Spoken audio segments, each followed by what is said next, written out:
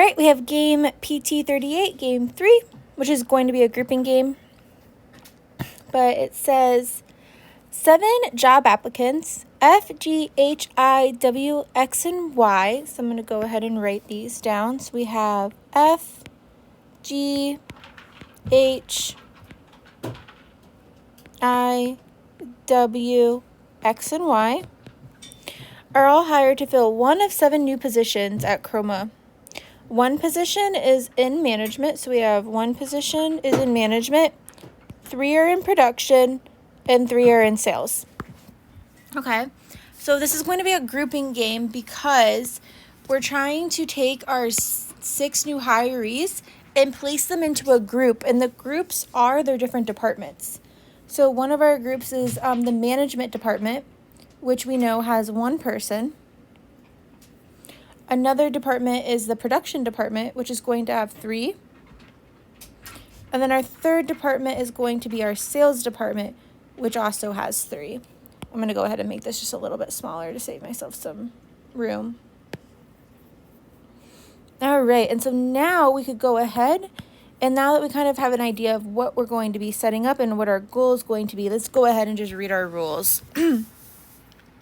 So 1 says, H is hired for a position in the same department as Y. So this means that H and Y are going to go together. How some of us might write this is like, if you have H, then you have Y. Or if you do not have Y, then you do not have H. Where I just consider them a block, and I'm like, all right, they have to go together. And automatically after reading rule number 1, I'm already making inferences on my board. I'm going to put an out here. This is like where they cannot go. And I'm going to put H and Y cannot go in M because there's only 1 spot. So it doesn't work. So I'm already making that inference. All right, rule number 2. F is hired for a position in a different department from G. So this means that F and G just cannot go together. So I write it like this, but how some people might write this is like, if you have F, then you cannot have G. And if you do not have G, well, it's just actually just that they can't go together. So if you have F, you cannot have G. And it means that if you have G, because you have to flip it and reverse it, so if you have G, then you cannot have F. But I like to just write it like, hey, they just can't go together. All right, rule number 3. If X is hired in the sales department, so if X is in sales, I'm just going to write an S there for sales. Then W is hired for production. So if X is in sales, W is in production. And our contrapositive here is that if W is not in production, or if it's not in production, that means it's in a management or sales, right? Then X is not in sales. So if W is not in production, then X is not in sales. And then lastly, rule number 4 is just that F is hired for the production position. So I'm just going to put F right in here. And because of that, can we determine anything else? Well, yeah, because what do we know about F? F and G cannot be together. So if we have F, we cannot have G. So in this here, I'm just going to put a G down here because I know it can't happen. Now, I am someone that does worlds. And so what that means is I look for different scenarios that potentially could happen. So I spend more time on my setup than I do actually on my games. And I think about, is there a very constraining variable, and would it be helpful to know where they go? And so for me, I'm thinking, yeah, there is. This H and Y here is super constraining. If I knew where H and Y would go, would it be really helpful? Yeah. And there's only 2 spots where it actually could go. So, sorry if you hear beeping in the background. That's my dog playing with her toy. So if we did this, I would create 2 worlds on my test, and I would just write this on my scrap paper.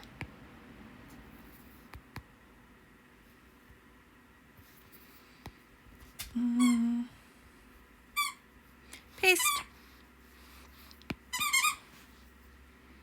draw. I'm just going to move it. So I have 2 worlds right now. And I'm just going to put a space here. And so they look the exact same.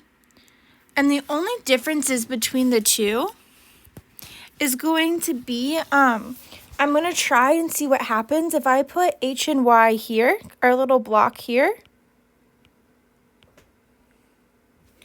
And the only other spot it can go is here. Is this helpful to know?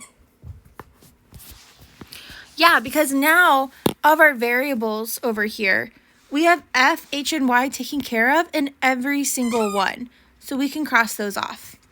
So now what you determine is you never want to make more than 4 worlds. And I asked myself, would it be helpful if I knew anything else?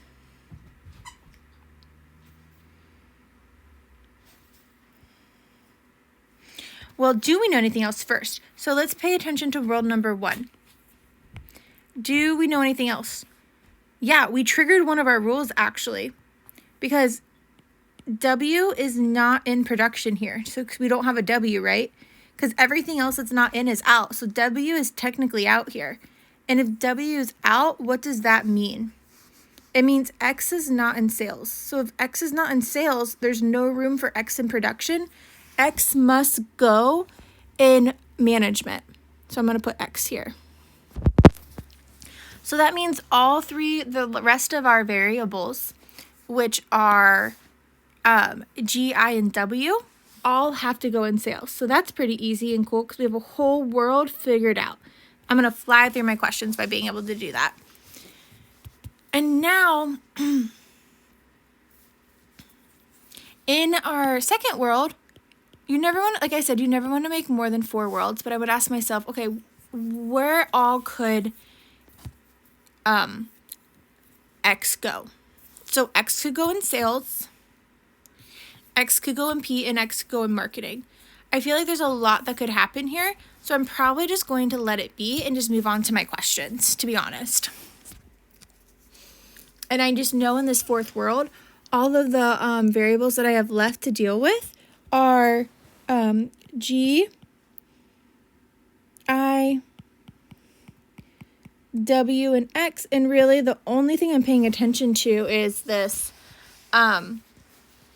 if X is in sales, W has to go in production. But other than that, there's not really anything to mess with. All right, so let's go to question number 14. Which of the following could be a complete and accurate matching of the applicants with the department in which they were hired? So I start with rule number 1 and I just cross off as I go. So H is hired for the same position, for a position in the same department as Y. So if H and Y are together, I leave it. So A, H and Y are together, cool. B, H and Y are together. C, H and Y are not together, so I'm going to cross it off. I'm going to check the rest of them. H and Y. Ooh, H and Y is not in D, so I'm going to cross that one off too.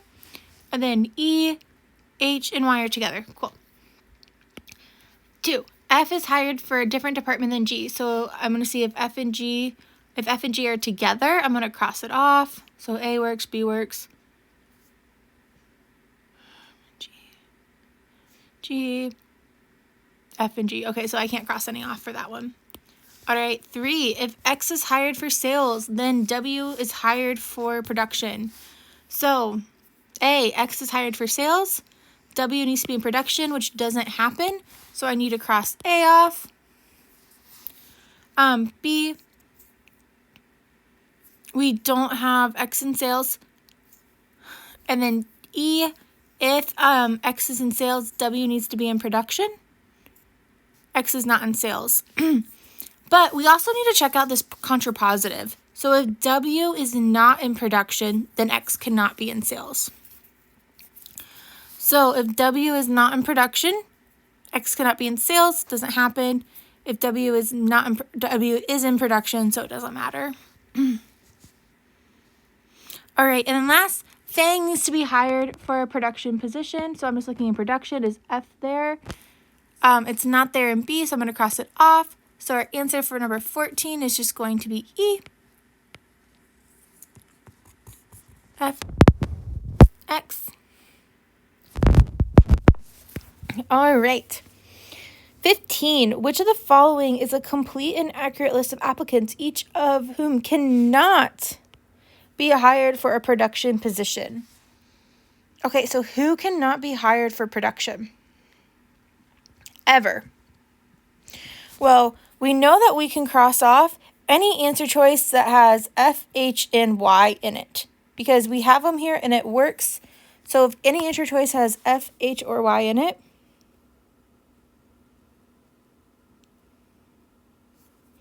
we're crossing it off. So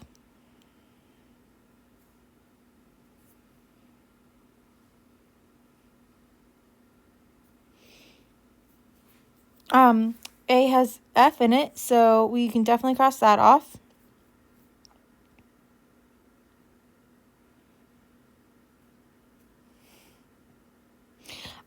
We know that it has to have G no matter what. So if the answer choice does not have G in it, because remember, if we have F, we can't have G, we can cross it off. So I'm going to go ahead and cross off C, and I'm going to cross off E. So now I have to determine, is a complete and accurate list of applicants, each of whom cannot be hired for a production position. So can H and Y ever be hired for a production? Yeah, absolutely. Right here they are. So our answer is going to be D. G can never be in the G can never be on the production team. All right, 16. It can be determined in which department each of the 7 applicants is hired if which of the following statements is true. So what this is saying is like, hey, if we knew this, then we could determine where every single person is at. So I'm really going to pay attention to this world here because I'm like, ooh, if we could figure out, like, if H and Y are here, that was what determined everybody else. So I'm like, ooh, that would be a good one to pay attention to. Okay. So F and W are both hired for production.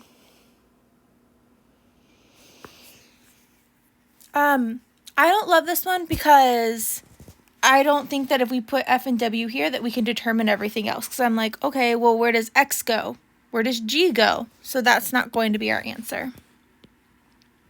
B, Garcia and Yates are both hired for sales positions.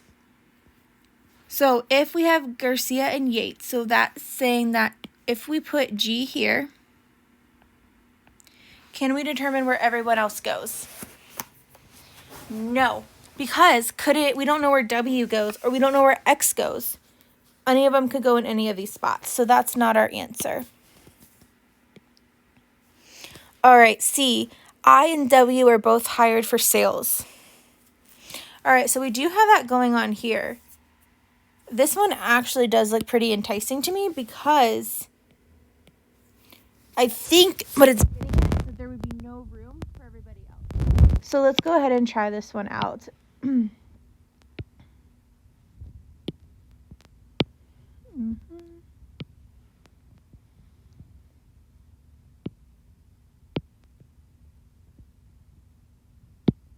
so I'm just going to draw it over here.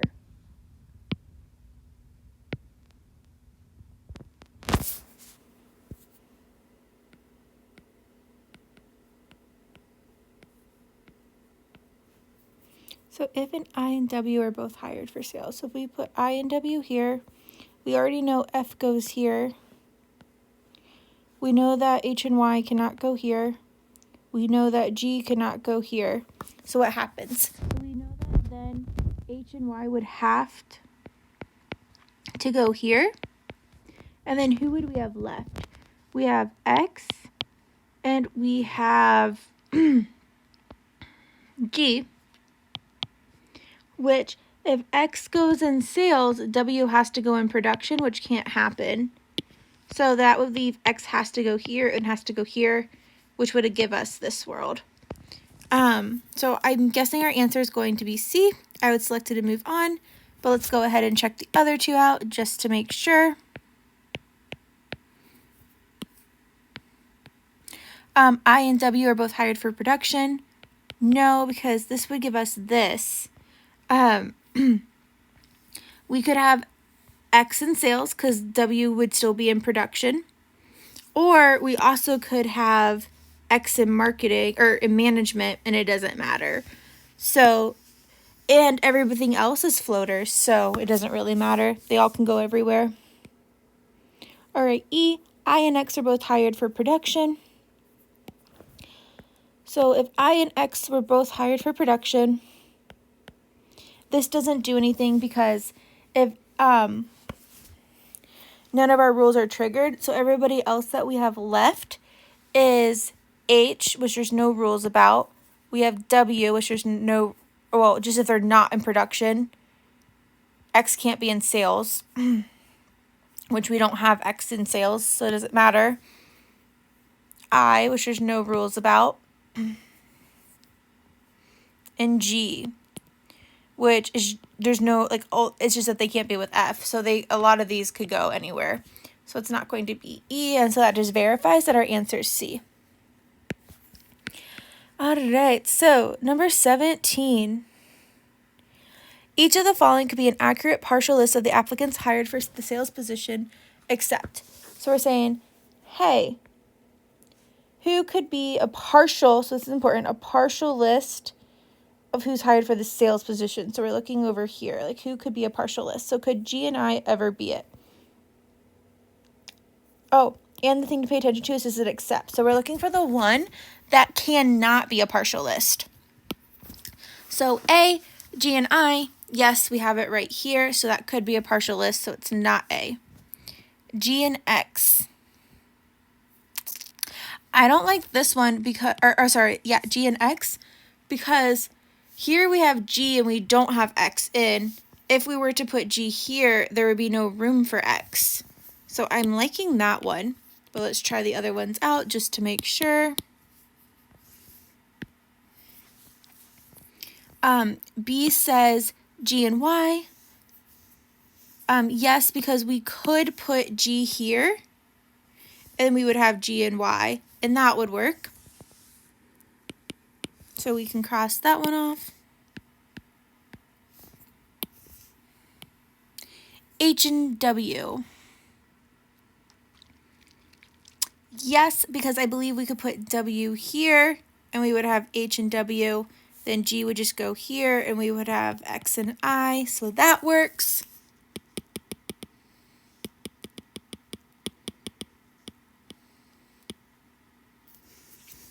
And then H and X. Yes, it would be this one because if we put X here, that triggers our rule that W goes to production. So then G would have to go to management and then I would be left in production. So that works. So then that leaves our answer to be B.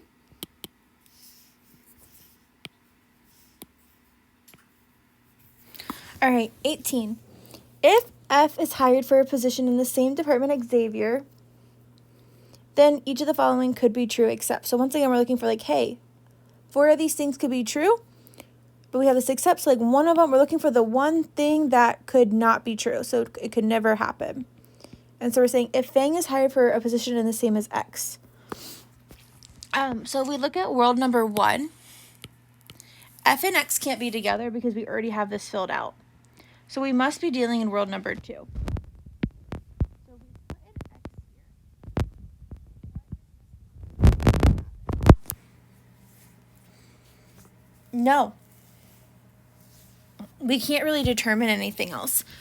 We just know that we're still having to place G, I, and W. So could G be hired for a sales position? Yes, that could happen. We could for sure put G here. So that's not our answer. Could H be hired for a production position? No. Look here. Because if we put H here, we would also have to put Y, but there's no room for Y to go. So that could never happen. So if I was taking my test, I would select B and move on. But I will finish it out. I is hired for a sales position. Yes, because we could put I in sales, and then that would just put G here, and that would put W here, so that works.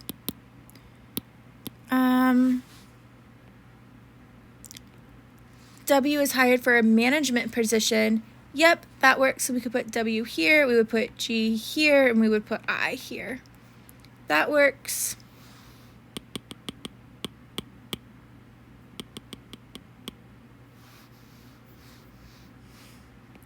And then W is hired for a production position. Yep, because if we put W here, that would put G here, and that would put I here. And that works, so it can't be E. And so our answer, again, is going to be B. All right, and then 18.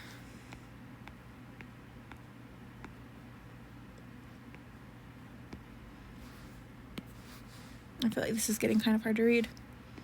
H and Y. Okay. If X is not hired for one of the production positions, then which of the following could be true? So it's saying if X is not for one of the productions.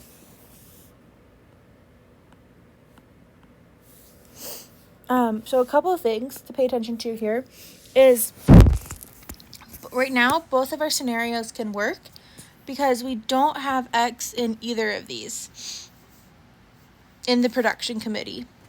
If you look here.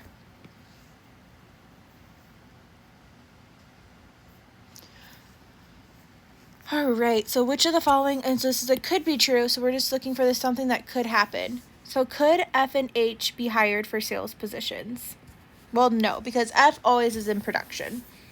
So we can automatically cross A off. B, H and W are both hired for sales positions. H and W. All right, so if we put W here, that would put, since X can't go in production, that would put X here. And then we would have G and I left. Oh, but that doesn't work because we cannot put G in production. So that one doesn't work.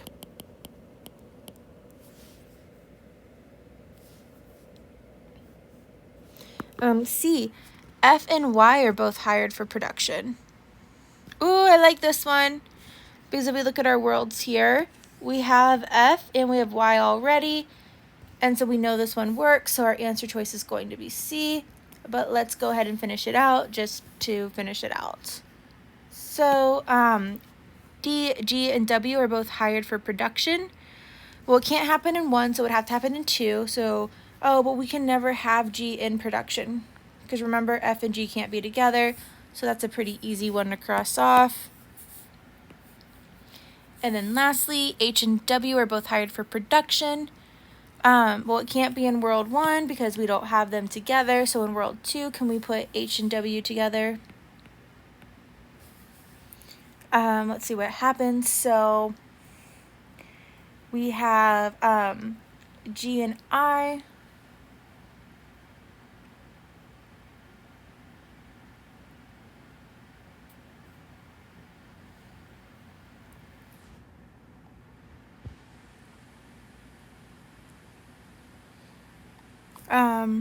H and W are both hired for production. Oh, this doesn't work. I was stumped for a second, but we can't put H here because we need to have H and Y together. We already have H being used. So that's why E doesn't work. And so it goes back to C being our correct answer. And that's how you do practice test 38, game 3.